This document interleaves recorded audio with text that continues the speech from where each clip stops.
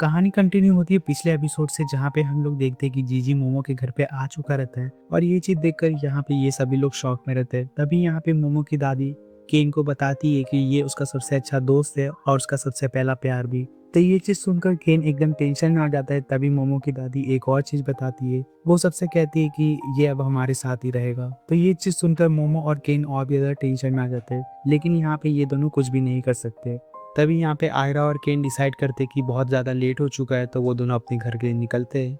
और उनके वहाँ से जाते ही जब जीजी यहाँ पे खाना खा रहा रहता है, तो मोमो बड़े गुस्से में जीजी से पूछती है कि ये यहाँ पे क्या कर रहा है, इसे तो अपने पेरेंट्स के घर पे रहना चाहिए। तो मोमो की दादी उसे शांत करती है और कहती है कि मोमो सुनो, जीजी के पेरेंट्स अभी हॉस्पिटल में भर्ती हैं, तो इसी की वजह से ये अब हमारे साथ रहने के लिए आया है और ये अब हमारे साथ ही रहेगा। तो ये चीज़ सुनकर मोमो यहाँ पे थोड़ी सी शांत हो जाती है और फिर जब जीजी खाना खा लेता है तो वो सारी बातें मोमो को एकदम सच सच बताता है। वो सबसे पहले मोमो से माफ़ी मांगता है और कहता है कि मोमो प्लीज़ मुझे माफ़ कर दो, क्योंकि मैंने यहाँ पे बचपन में तुम्हारा बहुत ज़्यादा मजाक उड़ाया था, क्योंकि तब मुझे पता नहीं था कि भूत जैसी भी कोई चीज़ होती है। लेकिन जब मैं यहाँ से शिफ्ट होकर दूसरे शहर में गया तो मेरे घर में मुझे ऐसा महसूस होता था कि मेरे साथ कोई और भी रहता है। तो ये बात जब मैंने अपने पेरेंट्स को बताई तो मेरे पेरेंट्स ने मुझसे कहा कि ये तुम्हारा इल्यूजन हो सकता है, तो तुम इन सब के ऊपर ध्यान मत दो। तो मैं उनकी बात मानकर उनके ऊपर ध्यान नहीं देने लगा। लेकिन एक दिन वो भूत मेरे सामने आ गया, जिसे कि देखकर मैं बहुत ज़्यादा डर गया था। और उस दिन के बाद से मेरे मॉम डैड की हालत भी बहुत ज़्यादा ख़राब होने लगी। तो मेरे मॉम डैड ने मुझे सजेस्ट किया कि मुझे किसी स्पिरिट मीडियम के पास जाना चाहिए, ताकि वो इसके ऊपर कुछ सोल्यूशन दिखा सके। तो मैं अपने मॉम डैड का सजेशन मानकर किसी स्पिरिट मीडियम के पास गया, लेकिन बहुत सारे लोगों की यहाँ पे जान ही चली गई और 3 लोगों ने यहाँ पे सुसाइड कर लिया। तो मेरी मॉम डैड ने मुझे सजेस्ट किया कि मुझे तुम्हारे घर पे आना चाहिए, तो इस वजह से मैं तुम्हारे घर पे आया हूँ। तो ये चीज़ सुनकर मोमो कहती कि तुमने एकदम सही डिसीजन लिया कि तुम अब हमारे घर पे आ गए। अब तुम चिंता मत करो, दादी तुम्हारी मदद कर देगी। तो ये चीज़ सुनकर मोमो की दादी कहती कि नहीं मोमो, तुम्हें तो पता है ना, मेरी शक्तियाँ खाली हमारे शहर में ही काम करती है और इसका जो केस है मुझे इसके लिए इसके घर जाना पड़ेगा, जिसकी वजह से मेरी पावर्स वहाँ पे काम नहीं करेगी। तो इसके लिए तुम्हें इसकी मदद करनी पड़ेगी और अगर यहाँ पे तुम इसकी मदद करोगी तो तुम्हें यहाँ पे जितने भी यूनिफॉर्म चाहिए मैं उतने यूनिफॉर्म ला के दूंगी। तो ये चीज़ सुनकर मोमो एकदम शॉक हो जाती है और यहाँ पे जीजी भी एकदम शॉक में रहता है कि मोमो भी अब अपनी दादी की तरह पावर्स का इस्तेमाल कर सकती है और अब वही उसकी मदद करने वाली है। और फिर यहाँ से सीन थोड़ा सा आगे बढ़ता है, जहाँ पे हम देखते हैं अगले दिन जीजी अपना स्कूल ट्रांसफ़र करके मोमो के स्कूल में आ जाता है और इनफैक्ट वो तो मोमो के क्लासरूम में ही रहता है। और क्लासरूम में आते ही वो सारी लड़कियों का दिल जीत लेता है अपनी अजीब हरकतों से, और वहीं दूसरी तरफ सारे लड़के लोग उसे नापसंद करने लगते हैं। और तभी यहाँ पे टीचर जीजी को कहते हैं कि वो मोमो के जाके बाजू में बैठ जाए। तो जीजी जाके मोमो के बगल में बैठता है और वहाँ पे बैठते ही वो उन दोनों लड़कियों का भी दिल जीत लेता है। तो ये चीज़ देखकर मोमो को अब यहाँ पे चिढ़ होने लगता है। तभी वो पूरे क्लासरूम के सामने ये अनाउंस कर देता है कि मोमो और वो एक दूसरे को प्यार करते हैं। तो ये चीज़ सुनकर मोमो से गुस्से में कहती है कि ये क्या तू फालतू बकवास किए जा रहा है, हम दोनों यहाँ पे कुछ भी ऐसा नहीं कर रहे।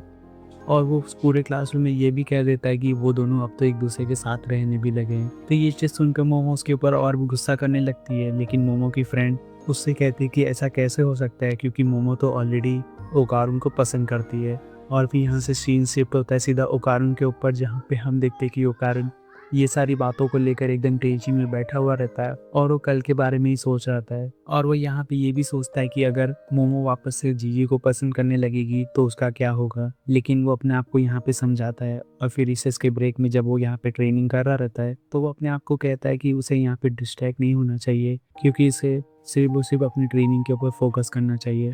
तभी वहाँ पे मोमो आ जाती है, जिसे कि देख कर के एकदम घबराते हुए झाड़ियों में कूद जाता है। लेकिन वो अपने आप को संभालता है और मोमो से पूछता है कि मोमो तुम यहाँ पे क्या कर रही हो। तो मोमो से कहती कि मैं यहाँ पे तुम्हारे साथ लंच करने के लिए आई हूँ। और वो भी उससे पूछती कि क्या उसने लंच कर लिया है। तो केन उसे कहता है कि नहीं, अभी तक नहीं। तो मोमो से कहती कि अगर तुम चाहो तो मैं तुम्हें अपने हाथ से खाना खिला सकती हूँ।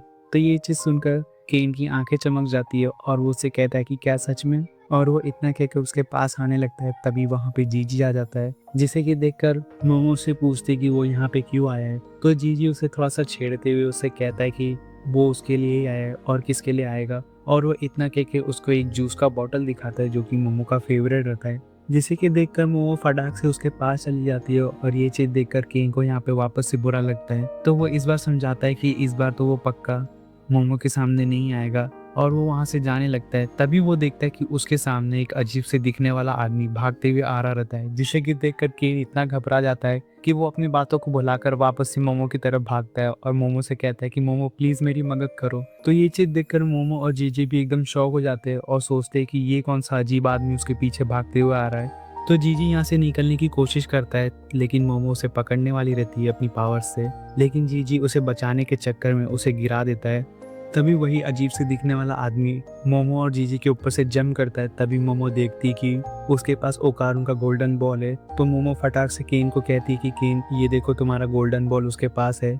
तो मोमो इतना कहकर फटाक से अपनी पावर का इस्तेमाल करती है और उसे पकड़ लेती है, लेकिन वो उसे रोक नहीं पाती क्योंकि वो इतनी तेजी से भाग रहा रहता है कि वो दोनों मोमो और जीजी को दोनों को उड़ा के लेकर वहां से चला जाता है। तो केन यहाँ पे अपनी पावर का इस्तेमाल करता है और वो ट्रांसफॉर्म होकर उसके साथ आ जाता है, उसके बगल में भाग रहा रहता है, जिसे कि देखकर वो उसे कहता है कि देखो तुम यहाँ पे जितनी भी कोशिश कर लो, मैं यहाँ पे रुकने वाला नहीं हूँ। और वो अपनी स्पीड और भी ज्यादा बढ़ा लेता है।